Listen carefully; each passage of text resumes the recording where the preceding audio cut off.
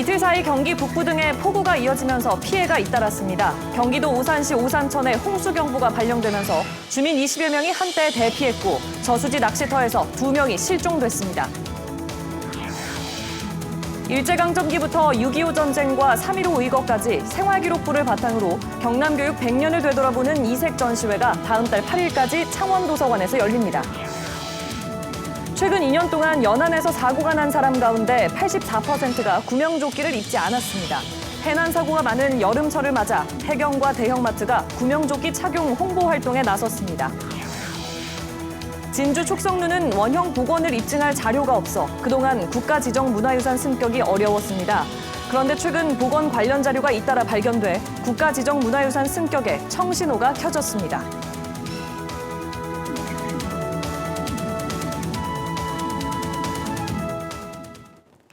여러분 안녕하십니까? 7시 뉴스 시작합니다. 먼저 수도권 비 소식부터 전해드립니다.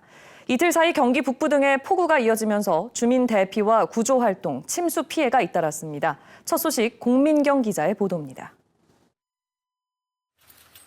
불어난 강물에 산책로는 흔적도 없이 잠겼고 흙탕물 사이로 나무 윗부분만 겨우 드러나 있습니다. 경기 오산시 오산천에 홍수경보가 발령되면서 오산시는 오늘 오전 9시 20분쯤 인근 주민들에게 주민 대피 명령을 발령했습니다. 한때 오산천 탑동대교 수위가 대홍수경보 기준 수위를 넘기기도 하면서 주민 20여 명이 긴급 대피했는데 오산천 수위가 내려가면서 오후 4시를 기해 대피 명령은 해제됐습니다.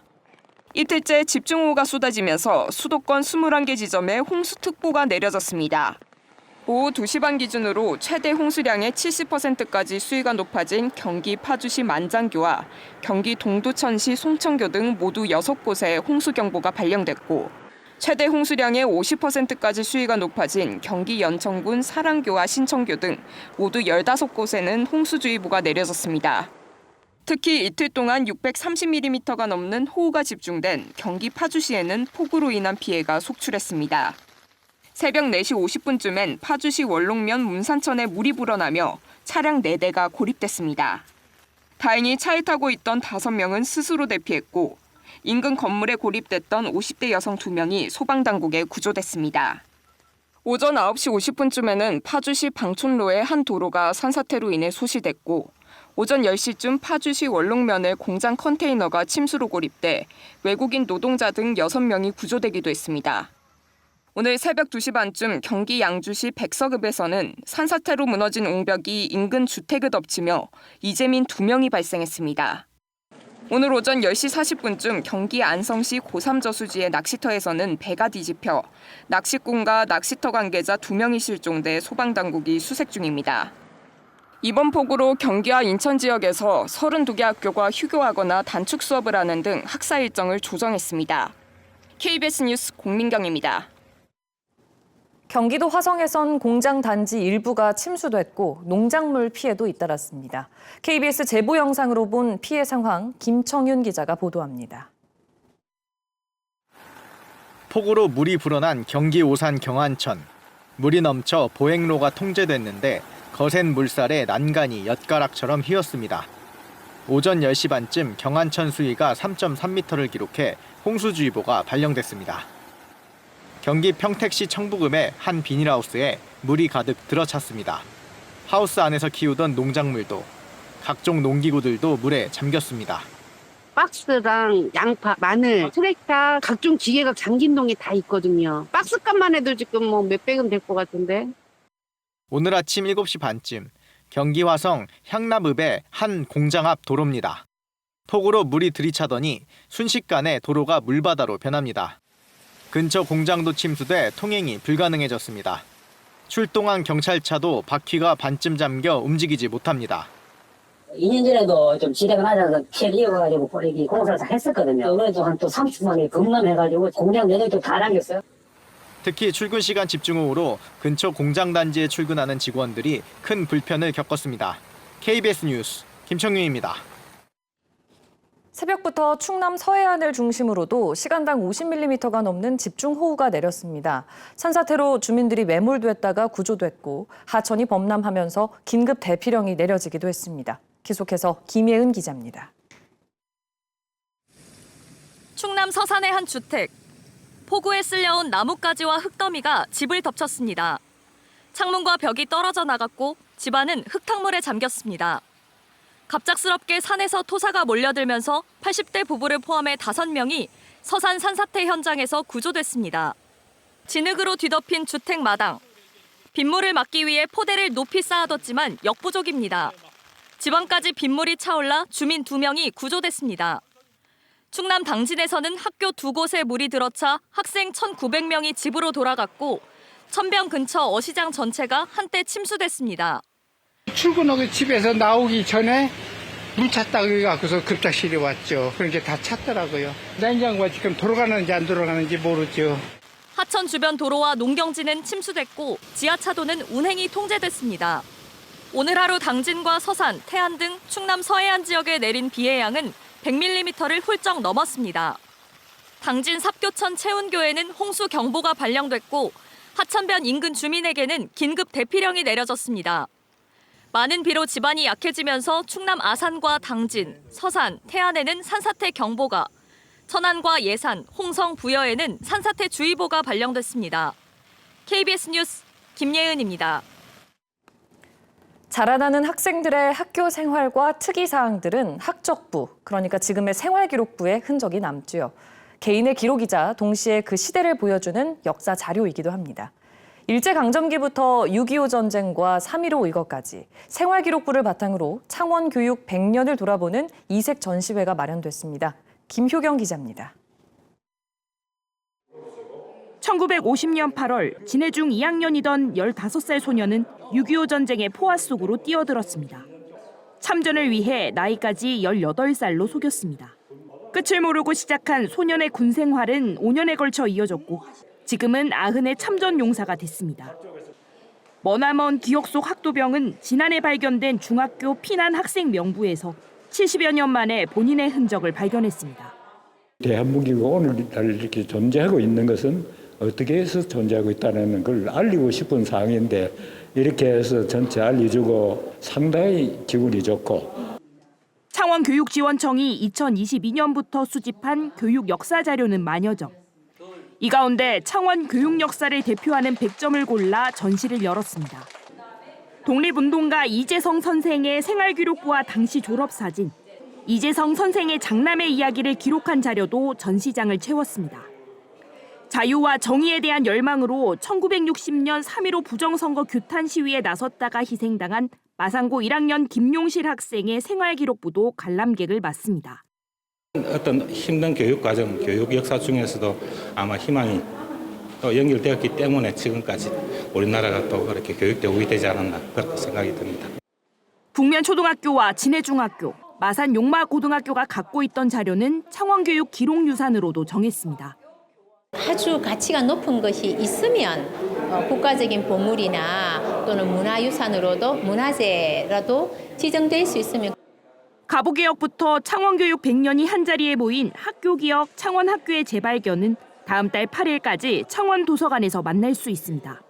KBS 뉴스 김효경입니다. 휴가철 반복되는 물놀이 안전사고, 구명조끼만 착용하면 피해를 크게 줄일 수 있는데요. 해경이 여름 휴가철을 앞두고 대형마트와 구명조끼 착용을 알리는 홍보 캠페인을 벌이고 있습니다. 최진석 기자입니다. 지난해 제주의 한 해수욕장, 몸에 묻은 모래를 씻기 위해 바다에 들어갔던 한 20대 남성이 이안류에 휩쓸려 결국 숨졌습니다. 높은 너울이 밀려오는 거제 앞바다. 카약을 타다 물에 빠진 이 남성은 탈진한 채 해경에 구조됐습니다. 이들 모두 구명조끼를 입지 않았습니다. 최근 2년 동안 연안에서 사고가 난 사람은 모두 1,800여 명. 이 가운데 84%인 1,600여 명이 구명조끼를 입지 않았습니다. 지난해 연안 사고로 숨지거나 실종된 120명 가운데 92%도 구명조끼를 입지 않았습니다. 휴가철 반복되는 순환사고를 막기 위해 해경과 대형마트가 손을 맞잡았습니다. 아이들은 호기심 어린 눈빛으로 구명조끼 착용법을 배웁니다. 좀 헐렁헐렁하죠? 자, 이러면 쪼아야 되겠죠? 자, 이번엔 친구가 도와주세요. 교육에 참여한 이들은 안전한 여름 보내기를 다짐합니다. 오늘 또 이렇게 체험함으로써 또 많은 시민을 또 도울 수 있다는 생각이 들어서 딸과 함께 오늘 참여하게 되었습니다. 해경은 대형마트 고객을 대상으로 구명조끼 착용법과 심폐소생술 등 안전수칙을 집중적으로 알렸습니다. 구명조끼를 착용하지 않고 물속에 들어가서 일어나는 사고들이 대부분입니다. 그래서 부모님이나 어린이들이 물놀이 할 때는 꼭 구명조끼를 착용해 주시기 바랍니다. 해경은 장마 뒤 본격적으로 시작될 휴가철을 앞두고 대형마트와 함께 구명조끼 홍보 활동을 이어갈 계획입니다. KBS 뉴스 최진석입니다. 24조 원 규모의 체코 원전 계약 우선 협상 대상자로 우리나라가 선정되자 경상남도와 두산 에너빌리티가 환영 입장을 냈습니다. 내년 3월로 예정된 본계약이 체결되면 두산 에너빌리티는 원자력 발전소의 주 기기를 공급하게 되고 약 160여 개의 지역 원전 관련 기업도 납품하게 됩니다. 최근 경북 봉화군에서 살충제 성분이 든 음식을 먹고 중태에 빠진 노인 4명 가운데 1명이 의식을 회복했습니다. 치료를 받던 60대 여성이 부르면 고개를 끄덕이는 정도로 회복했고 나머지 노인 3명은 여전히 중환자실에서 치료를 받고 있습니다. 앞서 지난 15일 경북 봉화군의 한 식당에서 오리고기를 나눠 먹은 노인들이 중태에 빠져 경찰이 수사를 벌이고 있습니다. 신용카드로 물건을 산 것처럼 꾸미고 현금을 주는 이른바 카드깡을 해온 일당이 경찰에 붙잡혔습니다. 구독자가 수십만 명인 유튜브의 광고에 대출이 쉽지 않은 신용불량자 등을 끌어들였는데 수수료 명목으로 수십억 원을 챙겼습니다. 김영록 기자가 취재했습니다.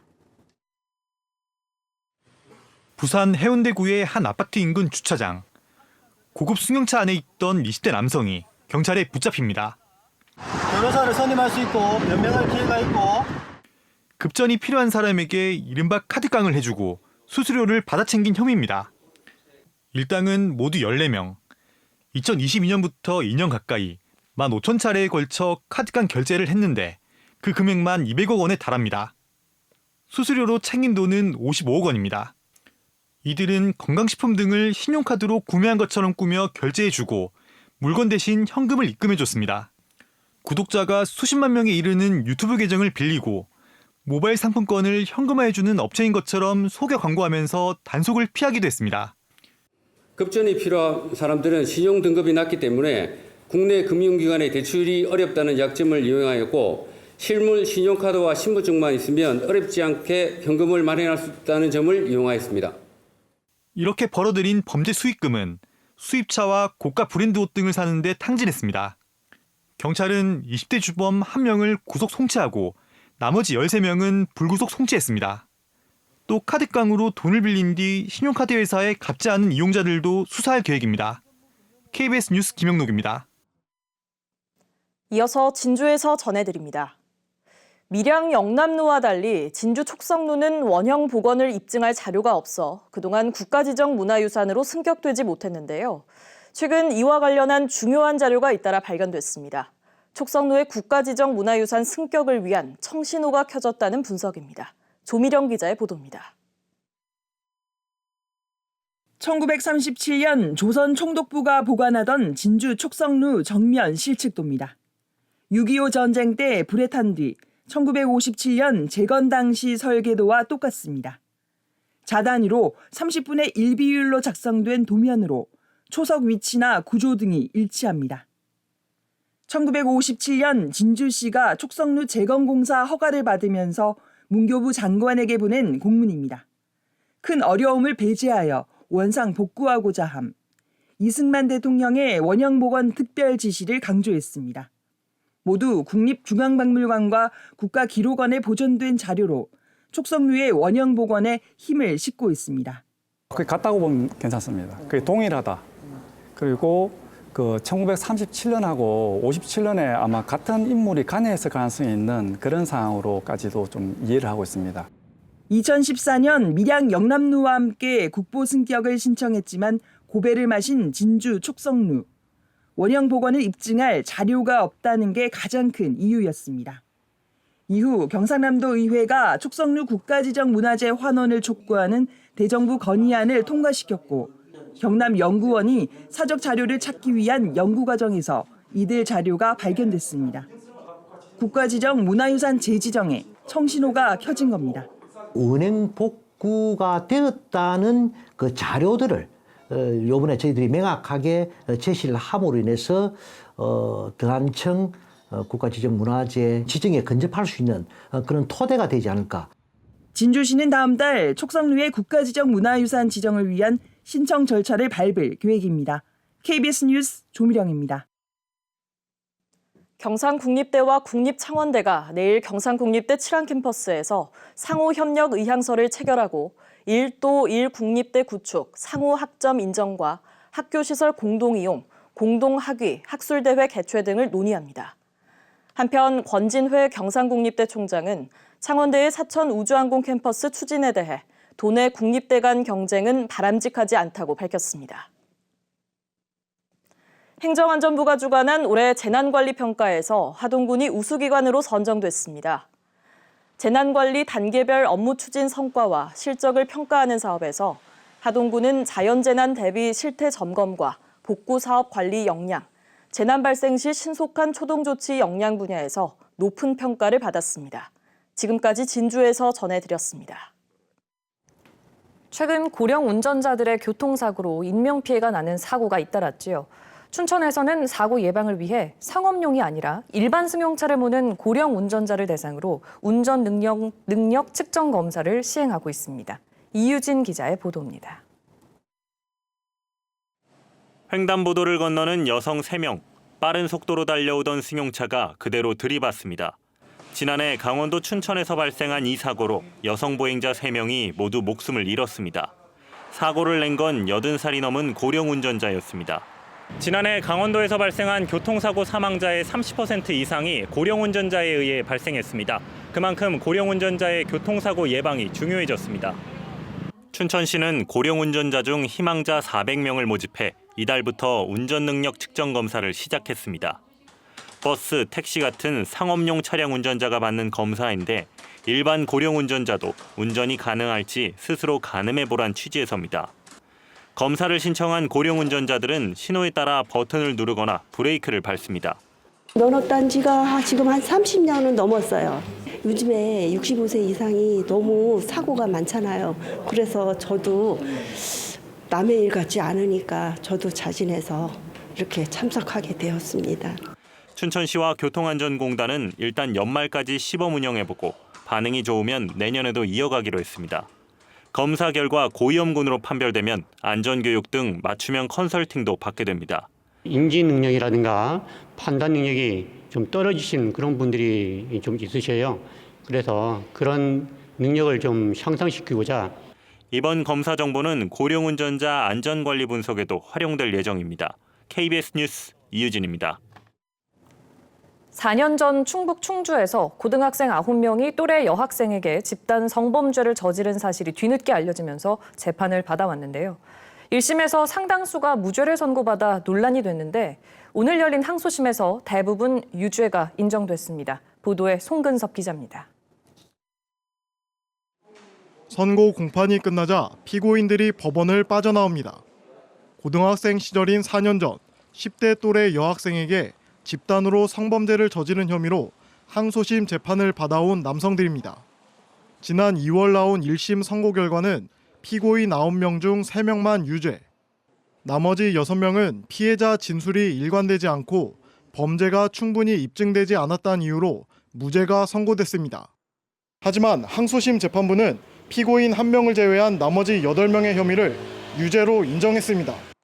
검찰이 폭행 협박과 함께 집단 성범죄를 저질러야 인정되는 특수강간 혐의 말고 위력에 의한 간음 혐의를 예비적 공소사실로 추가한 게 유죄로 인정된 겁니다. 재판부는 피고인들이 청소년이었던 피해자의 의사에 반해 일방적이고 가학적인 성관계를 했다고 인정했습니다. 그러면서 죄질이 나쁘고 사회적인 비난 가능성도 크다. 피해자가 상당한 정신적, 신체적 고통을 겪었을 것으로 보인다고 지적했습니다. 재판부는 다만 1심에서 최대 징역 5년의 실형을 선고받았던 피고인 3명에 대해 특수강간 대신 위력에 의한 간음 혐의를 적용해 일부 감형해줬고 1심에서 무죄를 선고받았던 5명에게는 집행유예를 선고했습니다. 1심과 항소심 모두 무죄를 선고받은 1명은 충주시의원의 아들이어서 논란이 되기도 했지만 집단 성범죄에 가담하지 않았고 피해자가 동의했다는 정황이 확인된 것으로 전해졌습니다. KBS 뉴스 송근섭입니다. 이른바 수도권 빅5 병원을 중심으로 미복귀 전공의들이 사직 처리되고 있습니다. 정부는 하반기 이 빈자리에 지역병원 전공의들도 지원이 가능하다는 유인책을 내놨는데 이 유인책이 지역병원의 의료 공백을 더 키울 거라는 우려가 나옵니다.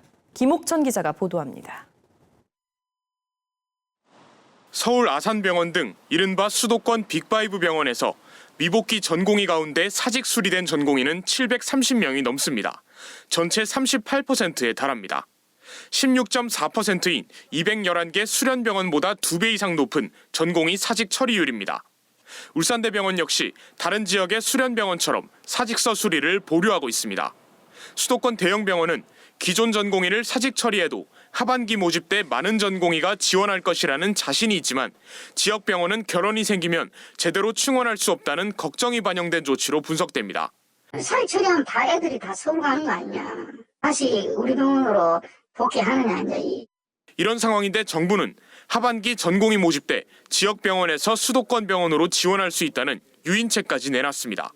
그 수련병원에서 한 명이라도 더 이제 고용을 해서 수련 병원이 돌아가는 게 중요하다고 판단을 해서 지역 제한은 안 하는 걸로 이렇게 했습니다. 수도권 대형병원 중심의 정부 유인책 때문에 지역병원의 전공의 이탈이 가속화될 것이란 걱정이 커지고 있습니다. 전공의 복귀율을 최대한 끌어올리고 빅5 병원만 전공의를 채우면 된다.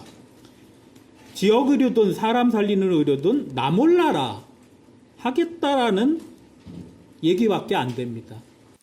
정부는 각 병원이 제출한 결혼 규모에 따라 하반기 전공의 모집을 진행한다는 방침이지만 이러지도 저러지도 못한 채 미복귀 전공의들의 조속한 복귀만 바라고 있는 울산대병원 등 지역병원은 전례 없는 의료 공백 사태를 맞는 것은 아닌지 발만 동동 구르고 있습니다. KBS 뉴스 김옥천입니다. 이어서 간추린 경남 소식입니다.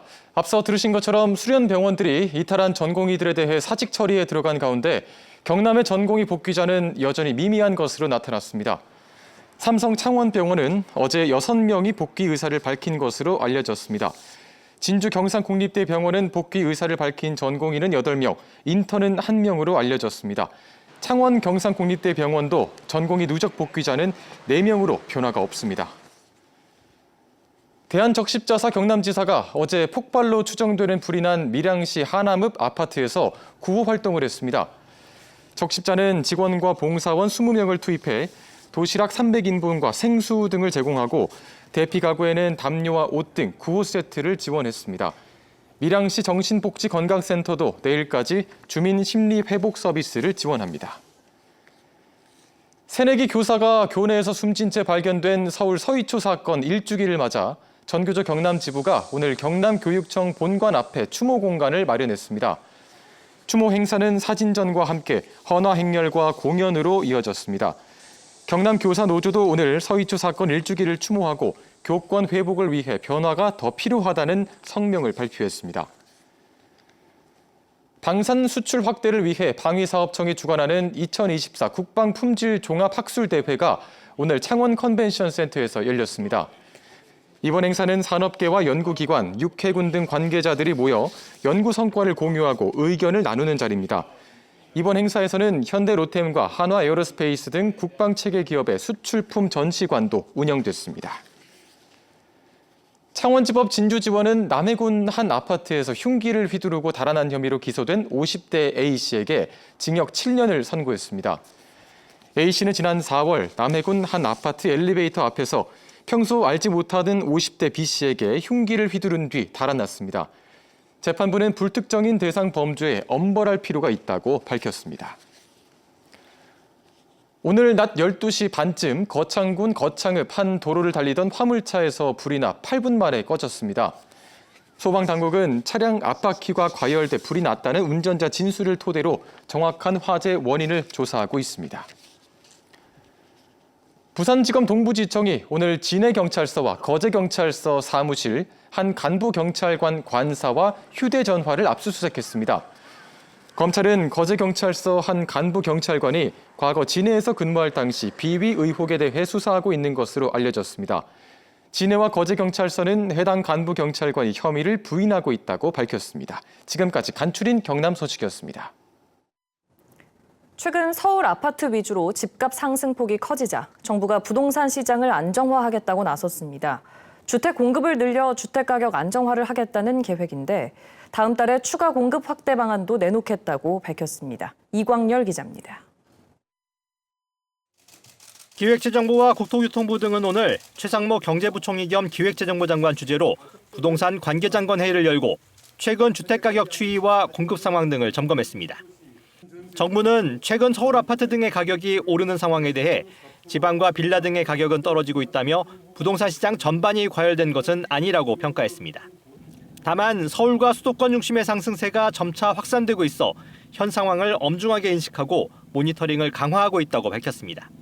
최 부총리는 2029년까지 3기 신도시 등을 중심으로 시세보다 저렴한 23만 6천 가구를 분양하고 올 하반기 그린벨트 해제를 통해 2만 가구가 넘는 수도권 신규 택지를 추가로 공급하는 계획을 언급했습니다.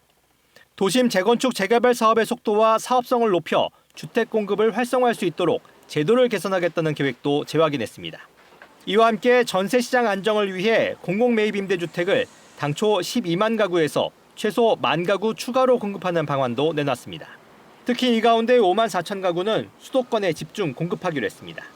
부동산 오름세가 투기로 이어지지 않도록 관리하겠다는 점도 강조했습니다. 국토부를 중심으로 관계부처 합동 현장 점검반을 가동하여 시장 교란 행위를 단속하고 불법 행위를 엄단하며 탈루세액을 철저히 추징하는 등 투기 거래를 근절하겠습니다. 정부는 현재 관계기관 합동으로 준비하고 있는 추가 주택 공급 확대 방안을 다음 달 중 발표할 예정입니다. KBS 뉴스 이광열입니다. 트럼프 전 대통령의 부통령 후보로 지명된 JD 벤스 후보가 수락연설에서 동맹국의 무임승차는 없다고 밝혔습니다. 집권 시 우리나라에게 방위비 분담금 증액을 압박할 것으로 예상되는 대목입니다. 한편 건강 논란에 시달려온 바이든 대통령은 코로나19에 감염됐습니다. 임세흠 기자가 보도합니다.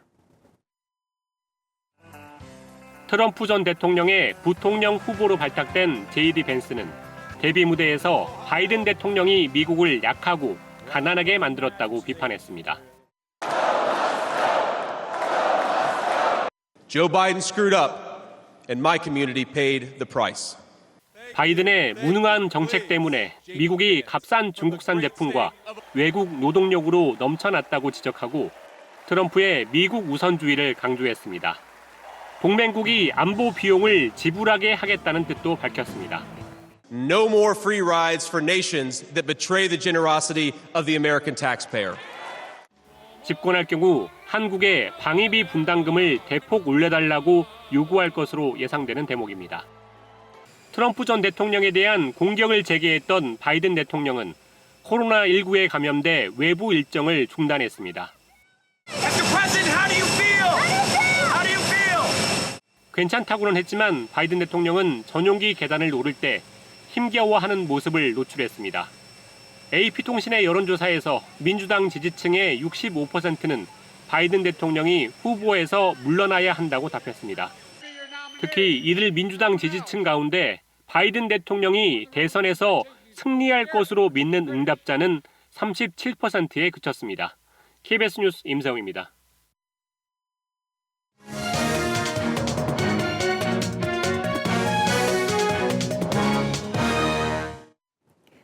올해 1분기 기준 대한민국의 합계 출산율이 0.76명까지 떨어졌습니다. 아이 낳기를 주저하는 요즘 10남매를 낳아서 키우면서 대통령 표창까지 받은 의령의 한 부부가 큰 화제인데요. 오늘 이슈 대담에서 박성용, 이계정 씨 부부 모시고 저출생 해법에 대해서 들어보겠습니다. 두 분 어서 오십시오. 반갑습니다. 안녕하세요. 반갑습니다. 아버님, 지난 11일에 인구정책 유공자 대통령 표창까지 받으셨다면서요? 예, 상 받았습니다. 아유, 축하드립니다. 감사합니다. 근데 보통 요즘 한 명의 아이를 낳아서 키우기도 참 어렵다고 하는 시대인데 예, 맞습니다. 어떻게 10명까지 낳으셨어요? 계획에 있으셨던 겁니까? 처음에 결혼을 할 때는 3명 정도까지 저희가 계획을 했고요. 이제 이렇게 많이 낳을 거라고는 생각 못 했는데 저희가 이제 2007년도에 의령으로 귀촌을 했거든요. 그때부터 이제 아이들과 함께 할 수 있는 시간이 좀 늘어나면서 아이들과 함께 하는 시간도 참 소중하고 너무 의미 있더라고요. 그래서 그 의미를 되새기면서 낳다 보니까 10명까지 낳게 됐고 이번에 이렇게 큰 상까지 받게 되었습니다. 네. 이건 어머님 얘기도 좀 들어봐야 될 것 같아요. 일단 너무 대단하시고 어떻게 10명까지 낳게 되셨습니까? 네, 계획은 3명이었는데 한 명 한 명 키우고 낳다 보니까 너무 이뻐서 다음 아이는 또 얼마나 이쁠까라는 기대를 가지고 낳다 보니까 10명을 낳게 되었습니다. 또 동생이 생겼다라는 소식을 아이들에게 전했을 때 아이들 반응은 어땠습니까? 사실 너무 다들 좋아했었어요. 그리고 이제 지금은 이제 큰애들은 좀 컸으니까 뭐 그런가 보다 하는데 바로 이제 위에 이제 형제나 뭐 이제 형제들은 동생 생겼다고 그러면 그렇게 좋아하더라고요. 좋아해요. 네. 그런데 또 너무 신기하게 저희 둘째 딸이 태몽을 자꾸 꾸어갖고 오는 거예요. 어머, 네네. 그래서 막 꿈을 꿨다고 와서 이야기를 하는데 그걸 들어보면 태몽인 거예요. 그러고 나면 네, 동생들이 생겼습니다. 와, 아이들이 태몽을 꾸다니. 그것도 네. 참 재밌는 얘기입니다. 네, 맞습니다. 다둥이 가족이라서 좋은 점이라고 하면 뭐가 있을까요? 저는 어릴 때 이제 꿈이 뮤지션이었어요. 그래서 어릴 때 피아노를 좀 배웠고 고등학교 때부터 스쿨밴드를 하고 취업하기 전까지는 좀 음악을 좀 해보고 싶은 욕심이 있었는데 취업을 하면서 그 꿈을 접었거든요. 근데 이제 아이를 낳고 키우면서 이제 학교의 도움을 좀 받아가지고 아이들이 다 실용악기를 다 배웠거든요. 그래서 이제 제가 뭐 건반도 하고 뭐 기타도 치고 아이들 드럼도 배우고 기타도 배우고 해가지고 밴드를 만들어서 지난 5월에도 4번 정도 공연을 다녔거든요. 근데 제 개인적인 만족도 참 큰데 그 모습을 봐주는 다른 분들 참 좋아하시더라고요. 그래서 참 아이를 낳고 키우는 게 참 의미 있고 참 보람되구나 그때 이렇게 느끼게 됩니다. 어머님이 느끼시는 장점은 뭐예요? 항상 웃을 수 있어요. 웃음으로 생긴 주름살은 너무 땡큐인 것 같아요. 그래서 아이들하고 항상 지내는 게 뭐 다 즐겁지는 않지만 항상 그런 웃음이 있다 보니까 이제 주변에서 그러시더라고요. 이게 할머니, 할아버지들이 손주들을 보면 너무 좋아서 흐뭇하게 바라보는 것 같은 모습으로 제가 아이들을 보고 있다라고 이야기를 해주시더라고요. 근데 이제 10남매 키우려면 생활비도 또 만만치 않잖아요. 네. 뭐 지자체나 정부의 지원은 충분합니까? 어떻습니까? 사실 너무 다행인 게 의령군에서 올해부터 셋째 이상 자녀들을 한해서 그것도 이제 8세부터 18세까지 매달 지원을 해주시기 시작을 하셨어요. 그래서 그 부분이 사실 저희한테는 좀 많은 도움을 주고 있는 것 같아요. 그렇군요. 네, 아버님께서는 지금 대통령 직속 저출산 고령사회위원으로 활동을 하시면서 예, 맞습니다. 강연도 많이 다니시고 정책도 제안을 하신다고 들었습니다. 제안하신 저출생 관련 대책 중에 이것만큼은 꼭 필요하다 하는 게 있을까요? 저는 아무래도 다자녀를 키우다 보니까 다자녀 가정의 어떤 삶을 좀 알 수 있거든요. 그래서 다른 우리나라가 이제 거시적인 요인을 봤을 때 저출산의 가장 큰 요인은 경제적인 부분을 많이 꼽더라고요. 그리고 아이를 실제 9세부터 18세까지 키우다 보면 교육비 문제가 상당히 심각합니다. 그래서 저는 다자녀 가정을 둔 그 가정에게 교육적인 혜택을 좀 많이 좀 베풀어 주기를 바라고 그 예를 들면 대학교 입시 같은 경우도 그 사회배려 전형이나 기회균형 선발해서 물론 다자녀 가정이 좀 혜택을 좀 못 보는 경우가 많아요. 그래서 그런 부분에서 확대가 좀 필요하다는 생각을 좀 제언을 하고 있습니다. 그렇군요. 또 아이 키우다 보면 병원 다닐 일이 상당히 많잖아요.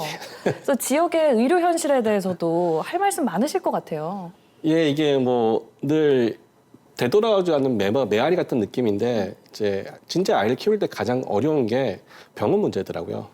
왜냐면 아이들이 예고해서 아픈 것도 아니고 특히 또 새벽때 아플 때가 많거든요. 그러면 이제 병원이 없으니까 뭐 진주라든지 마산 창원 나올 때 그 1시간 동안에 그 부모의 마음이 애닿는 거 그건 진짜 아마 부모님이 다 아실 건데 그런 부분이 좀 해결이 안 되니까 좀 큰 어려움이 있었고 뭐 실례로 제가 7째 배우자 뱃속에 있을 때 6명을 데리고 이제 마산에 있는 병원을 갔는데요. 뭐 고항 원장으로 저를 좀 아시더라고요. 네, 그리고 얼마 전에는 또 이제 6명이 폐렴이 걸렸어요. 그러니까 아무래도 가족이 있으면 전염되고 하는데 거기서 이제 의료시설이 지역에서 약간 취약할 수밖에 없으니까 그런 부분에서 가장 큰 애로사항이 병원 문제였던 것 같습니다. 아마 이 질문을 우리 시청자분들이 가장 궁금해하시지 않을까 싶은데 이제 10남매에 이어서 11번째 도전하실 생각이 있으십니까? 이런 질문 많이 받는데 그 작년 말 이제 12월 31일 날 제 7째 예령이랑 같이 자는데 예령아 너 내년에 소원이 뭐야 꿈이 뭐야 그러니까 아빠 동생 갖고 싶어라고 얘기를 하더라고요. 그러니까 아이들이 원하는구나 라는 생각이 있어가지고 뭐 저희 답변은 답변으로 가름하도록 하겠습니다. 어머님 생각도 좀 궁금하고요. 또 요즘 아이 낳기를 주저하는 사람들도 사실 많지 않습니까? 어떤 얘기 전해주고 싶으신지 마지막으로 여쭐게요. 아이는 짐이 아니고요. 함께 케어가는 생명이거든요. 그래서 주저 안 하셨으면 좋겠어요. 두려울 거 없거든요. 원래 생각이 많으면 두려워지는데 그냥 단순하게 결혼했고 여자이니까 그 행복을 찾아서 떠난다 생각하시고 출산을 하셨으면 좋겠어요. 그래서 이제 11번째 아이는 혹시 생각이 있으십니까? 생명은 소중합니다. 알겠습니다. 의령 10남매 다둥이 가족의 건강하고 행복한 일상을 응원하겠습니다. 오늘 두 분 나와주셔서 고맙습니다. 네, 감사합니다. 감사합니다.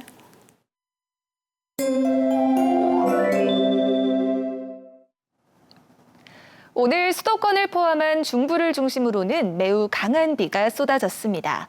경남은 가끔 비가 내리며 소강 상태를 보인 곳이 많았는데요. 내일은 남부에도 많은 비가 예상돼 주의가 필요하겠습니다. 특히 내일 새벽부터 오전 사이 남서내륙과 남해안에 시간당 20에서 30mm의 강한 비가 집중되겠고요.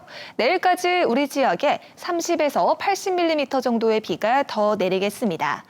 한편 높은 습도의 기온이 크게 올라 중동부를 중심으로는 폭염주의보가 내려졌습니다. 더위에 건강 상하지 않게 각별한 유의가 필요하겠습니다.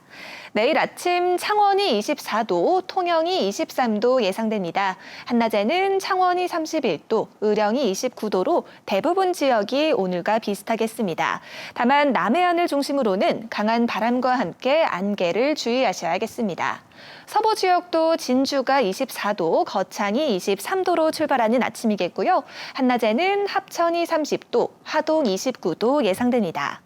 바다의 물결은 동해남부 먼바다에서 최고 3m로 높게 일겠습니다. 비는 토요일 오전까지 이어지다가 대부분 그치겠습니다. 날씨였습니다. 7시 뉴스 마칩니다. 오늘도 시청해주신 여러분 고맙습니다.